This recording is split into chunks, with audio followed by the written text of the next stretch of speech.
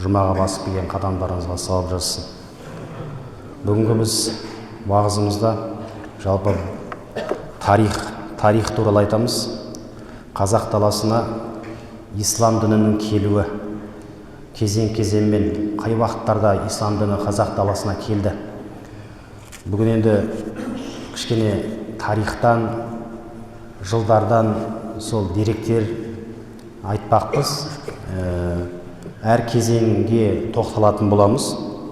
Жалпы Алла елшісі саллаллаху алейхи ва саллям ислам дінін таратушы алғашқы тұлға. Оның жанында сахабаларда оның ізбасарлары, әлем бойынша дүние жүзіне исламның таратуға себепкер болған негізгі басты тұлғалар. Сахабалардың ішінде де әлемді жаулап алған небір мықты сахабалар болды. Жаулау мақсаты Алланың дінін таралуына жағдай жасау. Біреулердің түсінігінде ислам діні қылышпен, адам өлтірумен деген сияқты жайылды деген сияқты дұрыс емес пікірлерге біз осы деректерді келтіреміз. Өйткені ислам діні Құран кәрімде де Алла Тағала айтқандай, дінде зорлық жоқ, ешкімнің басына жаңағындай қылыш тіреп тұрып, жүктеп, зорлық зомбылықпен ислам діні таралмайды ешқашан. Ол дінімізде де тыйым салынған. Бірақ сахабалар сол ислам дінінің таралуына кедергі жасаған адамдармен Алланың қалауымен амалсыздан соғысып, көптеген жерлерді азат еткен. Солардың қатарында түркі жерлері де бар. Соған қарап, енді білесіздер, Пайғамбарымыз саллаллаху алейхи ва саллямның хадистерінде келеді, бір сахабасының айтқан сөзі бар. Сенің себебіңнен бір адам дінге түсетін болса, тура жолға түсетін болса, онда жер беті толған қызыл түйені Алла жолында садақа еткенінен де қайырлы деген хадис бар да. Мәселен, сіз біреуге намаз үйретесіз, дұрыс жолды бағыт көрсетесіз, жаман ісін тастауына себепші боласыз, насихат айтасыз, арағын таста, күнәңді таста деп айта бересіз. Уағызыңыз әсер етіп, ол адам тура жолға түсетін болса дейді, онда хадисте жаңағы айтылғандай жер шары толған қызыл түйені Алла жолында садақа еткеннен де абзал сауап аласыз. Құрметті жамағат, ойлаңызшы, сіздің себебіңізден бір адам тура жолға келетін болса. Сондықтан міне осы хадиске амал еткен сахабалар ықыластанып, үлкен сауап аламын деп Алла жолында шығып, Пайғамбарымыз саллаллаху алейхи ва саллямның айтқанын бұлжытпай орындап, Құранның аяттарына, бұйрықтарына бас иіп, жер-жерге таралған. Міне солардың ішінде білесіз, көптеген сахабалар болды. Соның ішінде Муаз ибн Джабал деген сахабаға Пайғамбарымыз саллаллаху алейхи ва саллям мынау білесіз, Йемен жері, Оман жерлеріне уағыз айтуға, насихат, ислам дінін таратуға жіберген кезде Пайғамбарымыз саллаллаху алейхи ва саллям Муазға айтады: ей Муаз дейді, сенің баратқан жерлеріндегі адамдар кітап иелері дейді. Кітап иелері деген кім? Ол кітап иелері деген кітап түскендер. Інжіл, Забур, Тәурат секілді кітап түскен адамдарды, қауымдарды біз кітап иелері деп айтамыз. Біз де кітап иесіміз, Құран түскі бізге. Жалпы соны айтып жатыр. Сенің баратқан жеріндегі кісілердің барлық кітап иелері. Оларды ең бірінші кезекте шақыратын нәрсен Алладан басқа құдай жоқ деген сөз болсын дейді. Яғни Пайғамбарымыз саллаллаху алейхи ва саллям сахабаларға дінді жеткізудің методикасын, әдіс тәсілін үйретіп жатыр. Ең бірінші оларға Алладан басқа құдай жоқ деген сөзді үйрет дейді. Егер олар Алладан басқа құдай жоқ екеніне саған бағынатын болса, онда Алла оларға күніне 5 уақыт намаз парыз қылған міндеттегенін айтты. Және де саған олар бас иетін болса, иланатын болса, Алла оларға малдарына зекет беруді парыз еткенін оларға айт деп осы екі нәрсені айтады. Құрметті жамағат, яғни бірінші Аллаға деген сенім, Алланы танытпасаң сен, Алланың кім екенін, Алла туралы насихат айтпасаң, адамға бірінші намаздан бастап кетпейді. Адам бастап кетуден қиын. мұсылман емес адамға сен қалай намаз оқы деп айтасың деген секілді ғой. Сол секілді білесіз, қазақ даласына ислам дінінің келуі бірнеше кезеңнен тұрады. Олардың қатарында мынау білесіздер, ең бірінші біздің ата-бабамыздың ислам дінін қабылдау кезеңі мынау 751 жылдан кейін осы Мәуереннахр, Самарқанд аймақтарына сахабалардың келуімен басталады негізі. Біреулер жаңағы 90-шы жылдары біздің қазақ жеріне ислам діні келді, қазақ 90-шы жылы исламды қабылдады, мұсылман болды деп жатыр ғой. Ол қате нәрсе. Енді барлығымыз оқыған адамдар оның дұрыс емес екенін біледі ғой, әрине. Міне, бұл жерде мұсылмандар 7-ші ғасырдың екінші жартысында Хорасан мен Мәуереннахрға келеді. Исламды насихаттайды. Бұл жерде білесіздер, Мұхаммед пайғамбар саллаллаху алейхи вассаламның қасынан табылып, бұл жерде сахабалардың ішінде Заки, Валиди, Тоған, Мұхаммед, Хамидулла, Абдул Қадыр Қарахан сынды ислам тарихшылары сахабалардың келгенін айтады да, сол жердің сахабалардың ішінде Құтайба ибн Муслим деген кісінің әскерінің осы Самарқанд, Мәуереннахр жеріне келгенінен бастайды. Бұл уақыттарда қазақ деген ханды атау жоқ, түркі қағанаты деген сияқты түркі ел деген не болды, ұғым болды да, құрметті жамағат. Кейбір деректерде 3-ші халифа дейді, Хазіреті Осман ибн Аффанның заманында Хорасан мен Мәуереннахрға қарай жорықтардың басталғаны айтылады.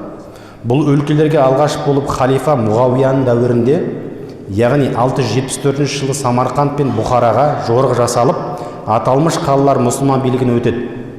Әрине мұндай кезде дін тарату үшін ғалымдар мен өмірін Алла жолына арнаған ерендер келері ақиқат. Солардың қасында пайғамбарымыз саллаллаху алейхи вассалам немересі, немере інісі Қусам ибн Аббас деген кісі келеді. Және де Осман сахабаның баласы Сағид де сол Самарқанд жеріне келеді. Мәуереннахр деп атқанымыз қазақтан Мәуара-ан-нахр деген арабтың сөзінен шыққан екі өзеннің ар жағындағы жер. Мынау біздің оңтүстіктегі елдер, араб елдері қазақ жерін Мәуереннахр деп айтқан. Мә деген жер, Уара деген ар жағындағы, Ан-Нахр деген өзен. Ол Сырдария мен Амударияны айтып жатыр. Сырдария мен Амударияның ар жағындағы жерлер деген Мәуереннахр деген сөз. Сол қазақтың түркі далаларын сөйтіп айтқан арабтар. Демек, пайғамбарымыз саллаллаху алейхи вассалам немере інісі мен Османның баласы келіп кеткен ғой, 751 жыл, құрметті жамағат. Енді тарихты қазір енді ерінбей құлақ салсаңыздар, бұл уағыз емес, бұл білім. Уағыздан кішкене әсерене отыратсыңыздар. Білім айтқан кезде, тарих, дата, жылдарды айтқан кезде адам ұйқысы келуі мүмкін. Бірақ бұны білмесеңіздер, сіз ертең қазақ даласына жала жабушылар бар, мұсылмандарға, қазаққа жала жабушыларға қарсы сөз айта алмайсыздар. Міне, Амауи халифатының билігінде Әбдүл-Мәлик Маруанның таққа отыруымен орталық Азияға дін тарату мақсатында жорықтар күшейеді. Құтайба ибн Муслим Бахлилді әскер бас етіп Түркістан өлкесіне жібереді. Нәтижесінде Құтайба ибн Муслим 705 жылы Бұхараның, 706-703 жылдары Тирмиз бен Мараның, 710-712 жылдары Самарқанд пен Хорезмнің, 714 жылдары Шаш пен Фарабтың қақпасын ашады. Түркілерді Алланың дініне үгіттейді. Міне 751 жылы дейді, жаңа айтып атқан, Талас деген ғазават болады. Талас деген өзенді білесіздер ғой, Тараз жақтағы. Сол жерде арабтардың тарих кітаптарында келеді, Атлақ шайқасы дейді. Бізде де келеді ғой, Атлақ шайқасы Таластың тарихында. Міне сол Талас арабтардың кітаптарында Талас ғазават деп келеді. Осы кезде міне күншығыстан, Қытай жақтан Тан деген империя болады. Мына жақтан арабтар жорық жасап жатыр. Мына жақтан Қытайлар түркі еліне басып кіріп жатыр. Міне осы кезде түркілерде таңдау ерке тұрады. Не Тан империясының қолының астына өту, немесе мына жақтан арабтардың қол астына өту. Арабтар болғанда осы әскердің, Құтайба ибн Муслимнің. Міне осы жерде Алла тағаланың қалауымен қазақтың жалпы қаны Алланың қалауымен сол неге жақын ғой, исламның фитратына жақын. Сондықтан сол арабтардың, мұсылмандардың қатарына өтеді да, олардан көмек сұрайды. Тан империясына қарсы шайқас басталады. Міне осы уақытта түркілердің көмегімен Тан империясын жеңеді мұсылмандар. Көрдіңіз бе? Міне осы уақыттан бастап қазақ даласында жежелеп мешіттер тұрғызыла бастайды, медреселер құрыла бастайды. Сол секілді білесіздер, мынау бізде келесі кезең бар. 751 жылы шілде айында Тараз маңындағы Атлақ шайқас болады, білесіздер. 5 күнге созылған шайқаста Зияд ибн Салих деген кісі дейді, түркілердің көмегінің арқасында жеңіске жетеді. Ислам тарихын зерттеген ғалымдар мұсылмандардың өзге елдерге жасаған жорықтарын жаулап алу тұрғысынан емес, фатх, ашу деп айтады. Білесіздер, Меккенің фатх етілуі деген нәрсе бар. Құранда фатх деген сүре бар, білесіздер. Фатх деген ашу деген сөз.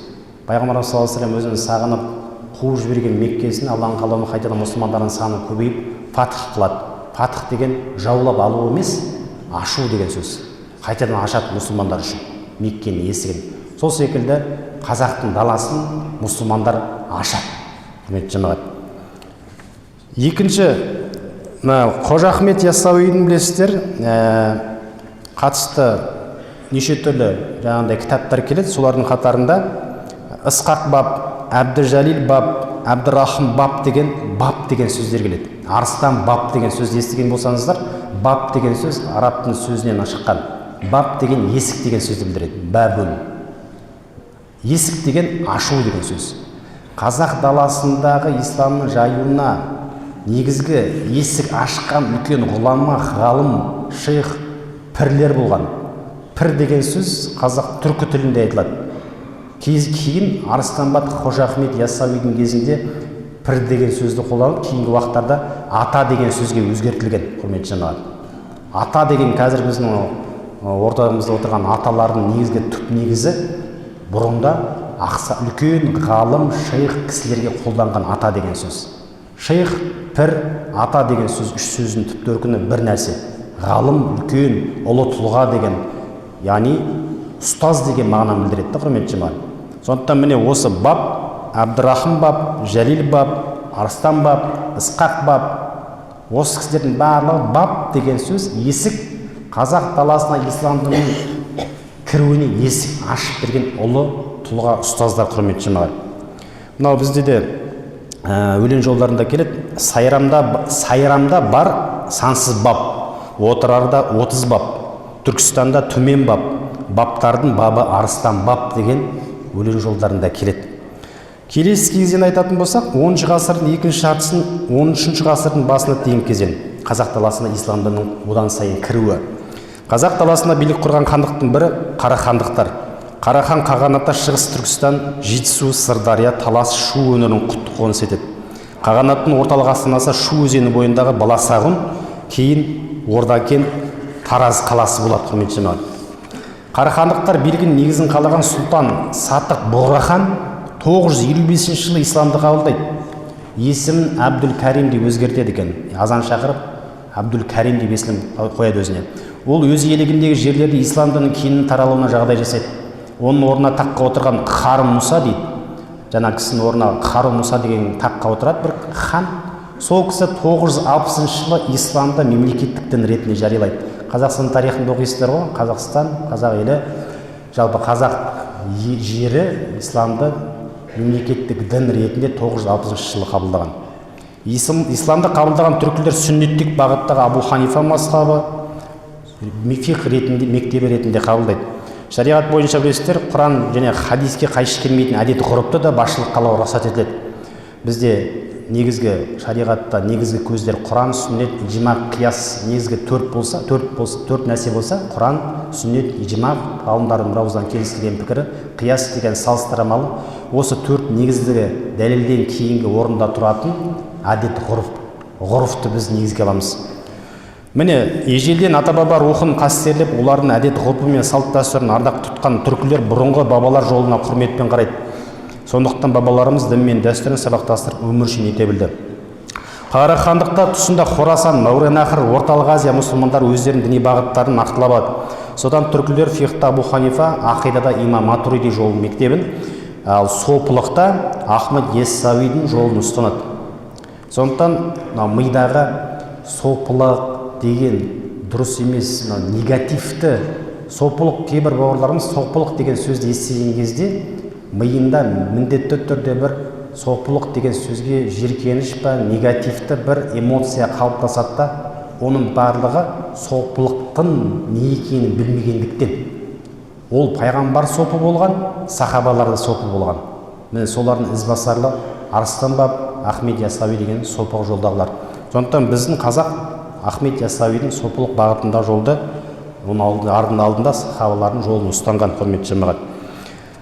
Сондықтан міне одан кейін бізде Дешті Қыпшақ деген ру болған, тайпа болған. Соның ішінен имам Абу Муғин ән-Насафи. Сіздер Насафи ақидасын оқып жүрсіздер ғой мәселен. Оны арабтардың өзі мойындайды, Насафида. Демек, Насафи Дешті Қыпшақтан шыққан. Хусамуддин ас-Сығанақи, Сығанақ жерінен шыққан. Абул Ғафур әл-Кердери, Кердері, қазақ біздің жерден шыққан. Қауамуддин әл-Фараби әл-Итқани, Итқани, қазақтың жері. Сондықтан осы кісі ғалымдар имам Матуридидің еңбектерін зерделейді, сөйтіп қазақ даласының одан сайын қазақ даласына таралуына себепкер болады, құрметті жамағат. Жаңа айтқанымдай, одан кейін үшінші кезең, 13 ғасырдың екінші жартысынан кеңес үкіметіне құрылғанға дейін кезең қазақ даласында ислам дінінің жайылуы. Бұл кезең Шыңғыс әулетінің билігімен тұспа-тұс келеді. Шыңғыс ханның ұрпақтары, оның ішінде Қазақстанның жерінде Жошы деген баласы болады, білесіздер. Жошы ұлысының билеушілері, ұлыс болады ол жерде. Соның билеушілері Берке хан болады, 1209-1260-66 жылдары. Одан кейін Өзбек хан келеді, 1280-1341 жылдары. Осы жерде исламның қабылдап руханият мәселесіне назар аударады. Берке ханнан кейін Өзбек хан билікке отырғаннан кейін бұл қазақ даласына медреселер, мешіттердің одан сайын салынуына жағдай жасайды.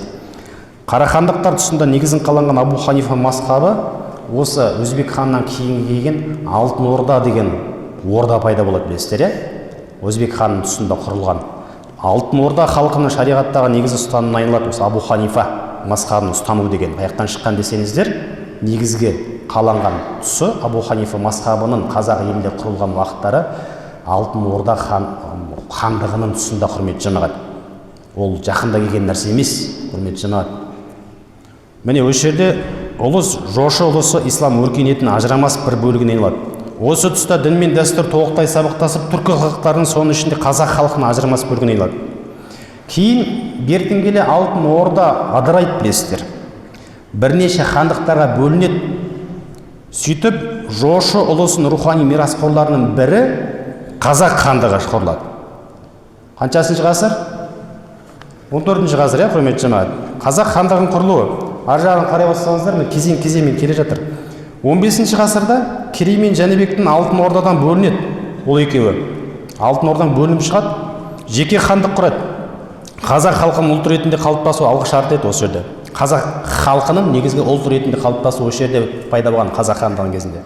Дін мен дәстүр сабақтасқан қазақ елінің әдет-ғұрпы мен салтанаты ислами негіздерімен астарласып жатады.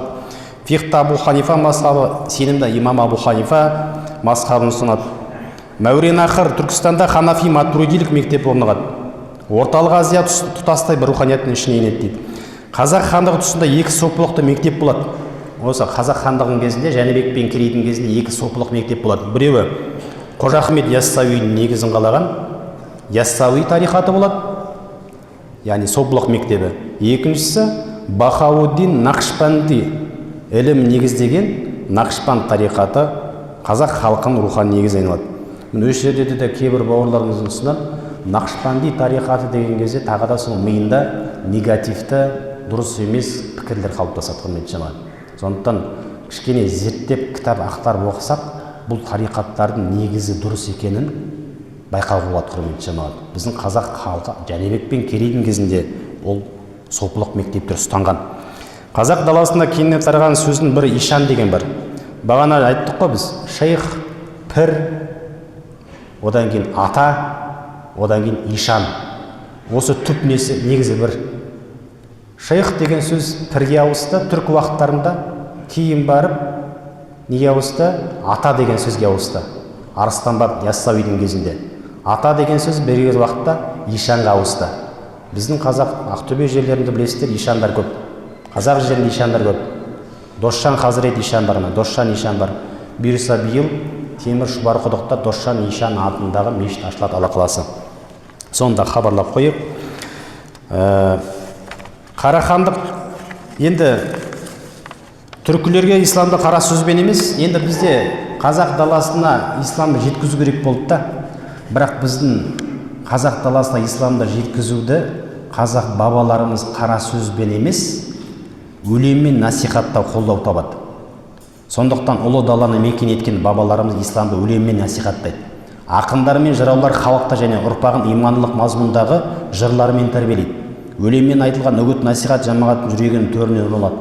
Осы жерде біз өлең, жыр айту харам дейтін жамағатқа айтарымыз ол өте қате пікір. Құрметті жамағат. Сондықтан бізде де Құран кәрімде де ұйқас деген нәрсе бар дейсіздер. 114 сүре болса, Алланың сөзі кез келген нәрседен биік тұрады да. Әр сөздің, әр аяттың, әр сүренің бітуіне қарасаңыз, ұйқасы керемет. Алланың сөзі кез келген нәрседен биік. Міне сол Құран кәрімнің ұйқас методикасын пайдаланған біздің бабаларымыз қазақ халқына сол өлең жолдарымен, шумақтарымен, ұйқастарымен дінді жеткізген ғой. Мәселен, Абайдың қара сөздерінде, әдебиеттерде келеді, мәселен, қара өлең ұйқас, шұбыртпалы ұйқас, салыстырмалы ұйқас деп келеді. Қарасаңыз, жаттауға оңай болу үшін бұл бар жасалған. Көрдіңіз бе?